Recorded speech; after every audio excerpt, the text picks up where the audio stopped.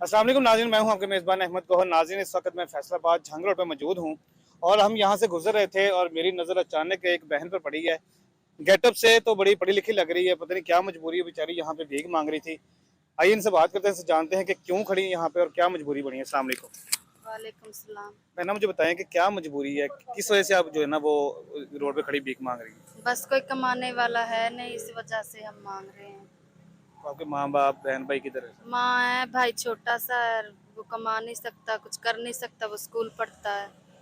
और हम चार और बहन वालद? हैं। वालद वफात पा चुके हैं, उनको 4 साल हो गए। तो घर की कफालत कैसे होती, कैसे गुजारा बस होता है? यहीं पे आते हैं, हो जाता है गुजारा, अल्लाह रोजी रिज़्क दे देता है।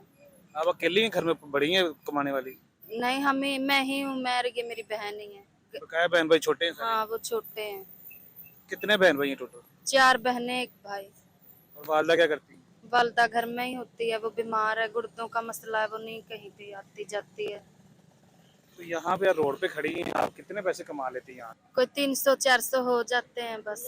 सारा दिन खड़ी रहती हैं और हाँ। 300-400 रुपये इकट्ठा होता है? नहीं, हम 1 बजे आते हैं और 4-5 बजे चले जाते हैं।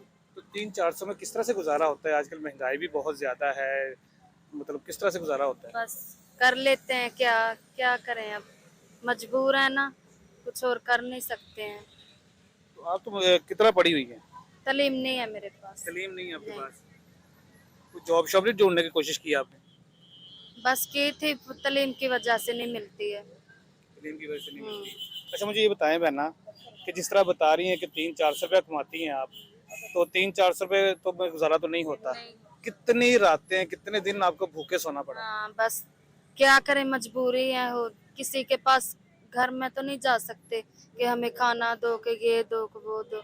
रोड पे आ जाते हैं, बस गुजारा कर लेते हैं यहीं पे। कभी भूखा भी सोना पड़ता है? हाँ, सो जाते हैं, क्या बने अब।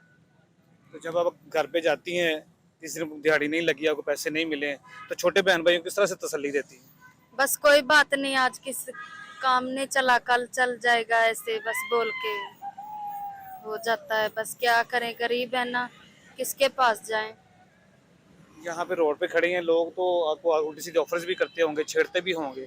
बस कहते हैं, हम ज्यादा गौर नहीं करते हैं, चुप हो जाते हैं, वो बोल के चले जाते हैं। क्या कहते हैं, जरा थोड़ा सा हमारे नाज़रीन को बताएं जरा। बस यही कहते हैं, नंबर दे दो अपना, ये वो फलाना, खाना खा लो, ये ऐसे बोल के वो चले जाते हैं। हम गाड़ी में बिठाते हैं, पैसे का लालच देते हैं, हम बोलते हैं हम नहीं ऐसा काम करते हैं, गरीब जरूर हैं लेकिन ऐसा काम कुछ भी नहीं करते।